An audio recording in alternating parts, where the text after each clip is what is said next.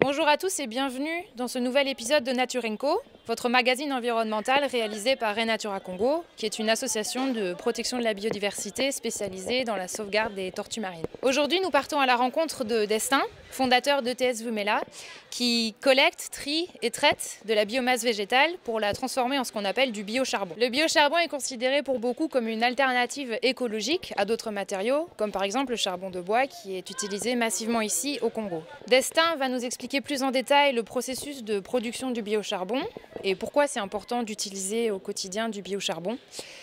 C'est parti pour l'interview.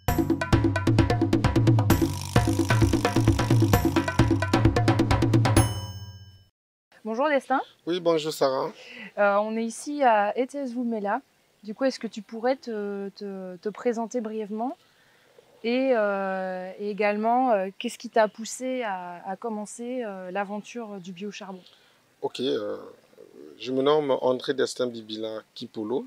Je suis électrotechnicien de formation et je suis président de la coopérative Vumela Biocharbon qui produit du charbon de chauffe et de charbon agricole.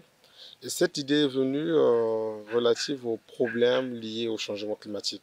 Donc on a le problème de la pauvreté, le problème du changement climatique et le problème de manque d'énergie.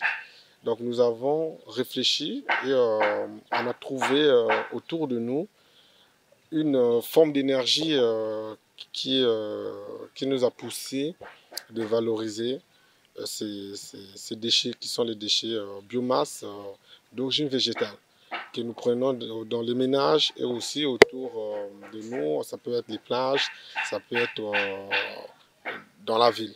Donc nous produisons un charbon écologique qui est dérivé de ces déchets que je viens de citer.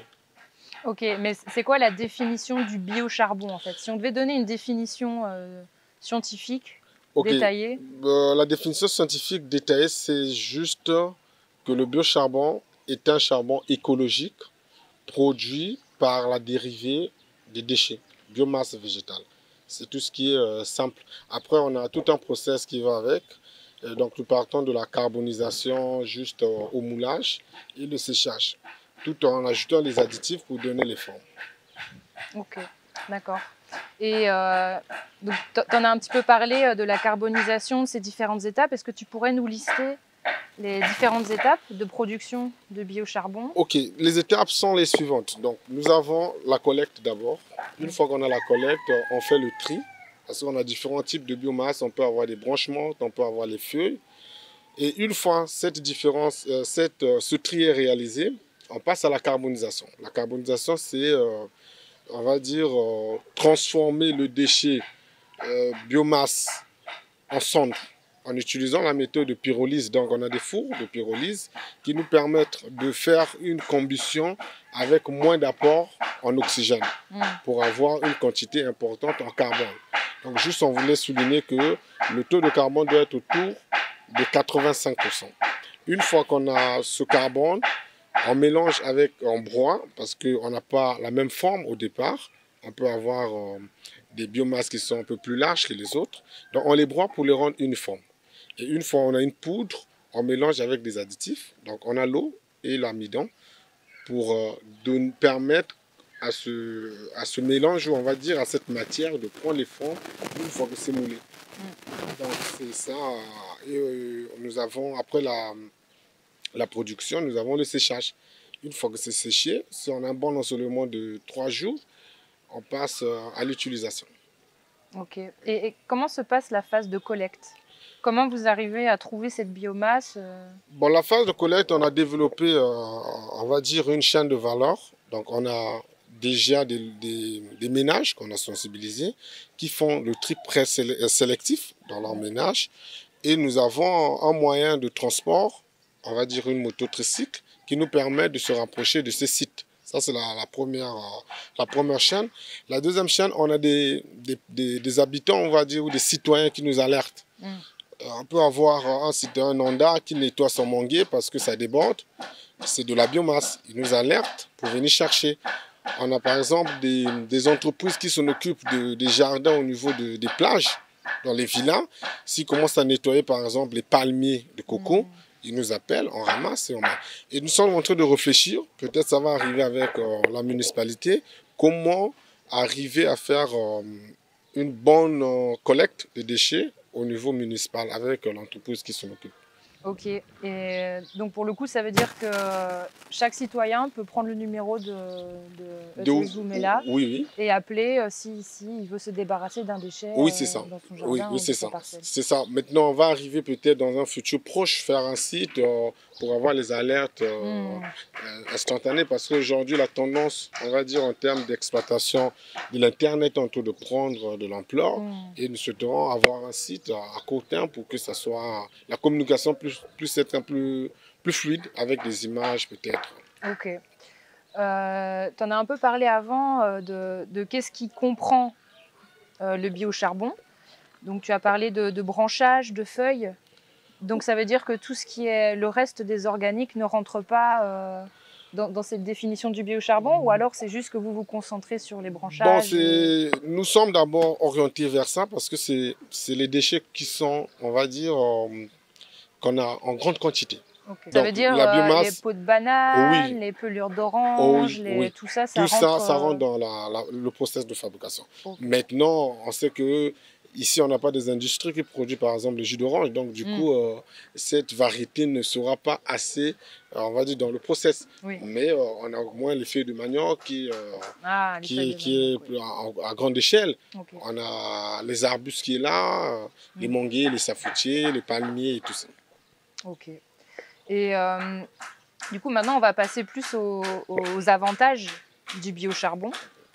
Si tu devais convaincre un Congolais, Congolaise d'acheter et d'utiliser le biocharbon dans son quotidien, qu'est-ce que tu pourrais lui dire? Déjà, le premier élément, c'est d'abord la responsabilité. On va dire en termes de protection de l'environnement. Ça, c'est une question qui intéresse tout le monde. On peut agir ici et qu'on a l'impact en Chine ou en France, pourquoi pas aux États-Unis. Et encore, il y a la question coût. Étant donné que les générateurs de ce déchet sont autour du système de production, du coup, on réduit le coût d'acquisition. Donc, on a le problème environnemental, on a le coût de l'acquisition et aussi on a la résistance. Donc, il faut retenir que le biocharbon, il est fabriqué par compression. Donc, du coup, quand on a compression, on a une densité qui est importante. Et quand la densité est importante, le combustible résiste plus. Donc, on peut prendre un exemple très simple. Si vous avez une feuille, on va dire, d'un journal et un carton, on brûle les deux aux mêmes conditions, vous allez remarquer que la feuille va se consommer rapidement parce qu'elle est très légère. Par contre, le carton ayant une densité plus importante va rester un peu longtemps dans sa consommation. Donc en fait, le biocharbon ne craquelle pas. Oui. Lorsqu'on peut voir aussi quand on fait des barbecues, on voit que le charbon de bois. Oui, c'est ça. Tu as des étincelles un peu dans ce sens. Donc il y a le coût, il y a la question environnementale qui est liée à l'assainissement et aussi la résistance. C'est pour cela le nom Oumela c'est en lingala, ça veut dire résistance. Ok, d'accord. Ok. Et du coup, donc on l'a déjà évoqué que la plupart ici surtout à Pointe-Noire, la plupart des Congolais prenaient du charbon de bois. Oui. Quels sont les impacts du charbon de bois sur l'environnement et pourquoi c'est important d'utiliser du biocharbon? Oui, l'impact du charbon du bois sur l'environnement, c'est la déforestation. Et la déforestation, on sait qu'entraîne à la sécheresse. Aujourd'hui, on a des problèmes, par exemple, liés au manque d'eau à cause de la déforestation. Et là, si on a un problème d'eau, ça veut dire que ça impacte sur l'agriculture, ça impacte sur la chaîne de production agricole. Et ça va entraîner la famine. Ça, c'est une chose. Deuxième des choses, c'est qu'on aura des problèmes de réchauffement en termes d'augmentation de la température. Donc, du coup, l'impact du charbon, du bois est très important. Okay. Vraiment, l'impact est très énorme. Et nous sommes acteurs militants. On veut réduire, on veut faire, on va dire, participer à la réduction de cette consommation du bois de chauffe et le charbon de chauffe pour éviter les problèmes énoncés. Ok. En termes d'entreprise, au niveau de votre entreprise, est-ce que vous avez déjà des normes à respecter sur le biocharbon? Parce que bon, c'est un produit nouveau au final ici.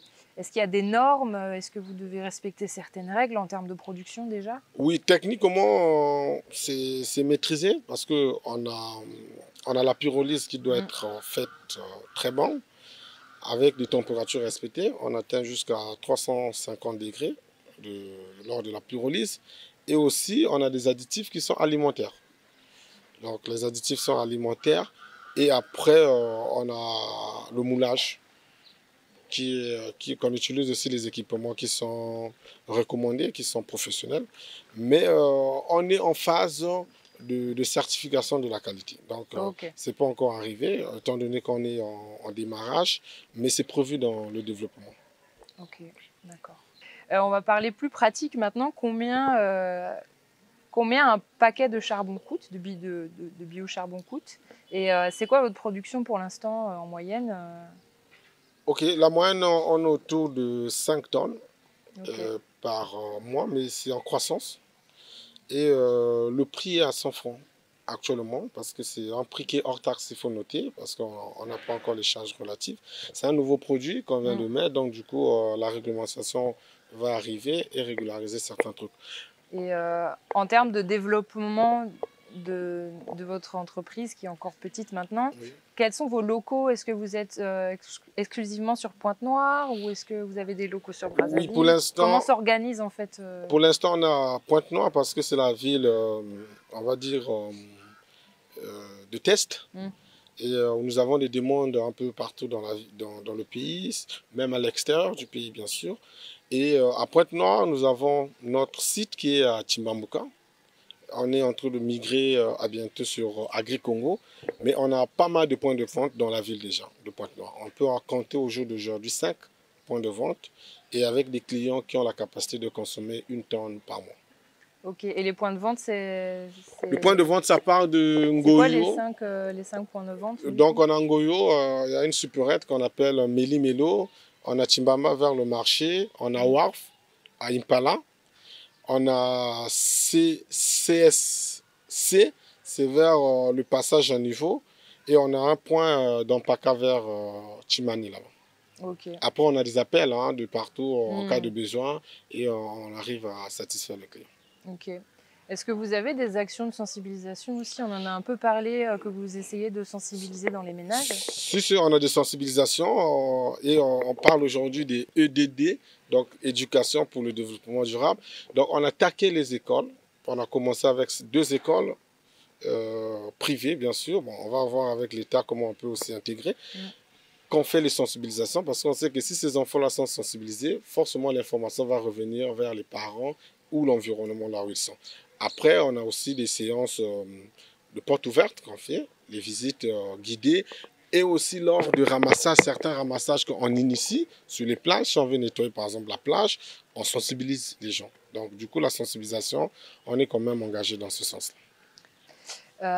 Maintenant, plus en termes de perspectives de développement, c'est quoi les prochaines étapes d'ETS Woomela? Bon, la prochaine étape, aujourd'hui, Woomela, c'est encore artisanal. La chaîne elle est encore semi, on va dire. Peut-être 3 équipements qui peuvent être industrialisés. Mais l'objectif, c'est à l'horizon 2025, il faut avoir un complexe de bout en bout avec une capacité de production. On est autour de 1 tonne l'heure. Donc ça, c'est l'objectif. On a déjà une bonne cartographie en termes de sources de matières premières. Il nous manque maintenant un peu les moyens, comme on ne peut pas faire tout avec ses fonds propres.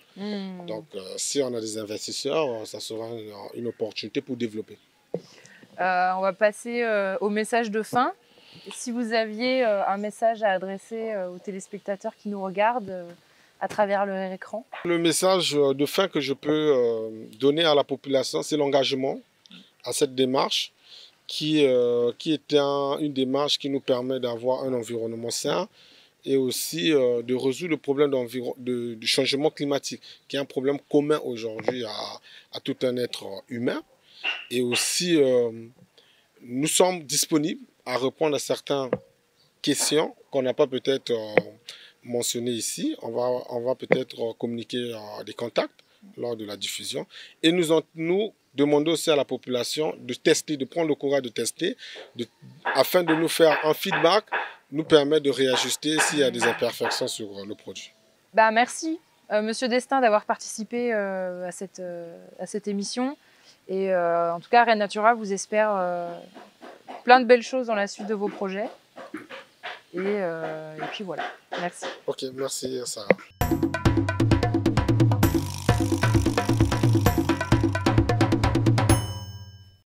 Cette émission touche à sa fin. Merci d'avoir regardé et surtout d'avoir pris le temps de vous intéresser à la thématique du biocharbon. Nous avons appris grâce à cette interview qu'il est dorénavant important et surtout essentiel de réfléchir à notre manière de consommer l'énergie, à quels matériaux on utilise au quotidien pour avoir cette énergie, pour le bien-être de notre santé, des gens qui nous entourent et surtout de la planète. Nous remercions notre partenaire audiovisuel Zero Killed, ainsi que ETSU Mela, qui ont participé à la production de cette émission. N'hésitez pas à suivre la page Facebook de RedNatura Congo pour suivre d'autres actualités sur la protection de la biodiversité de manière générale. Et je vous dis à bientôt pour de prochains numéros de Naturenco.